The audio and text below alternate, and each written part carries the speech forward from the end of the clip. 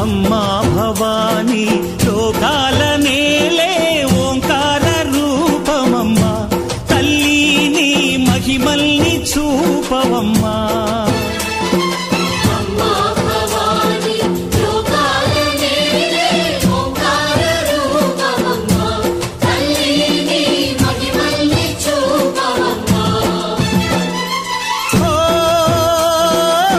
సృష్టికే దీపమా, శక్తికే మూలమా, సింహరథమే నీదమ్మా.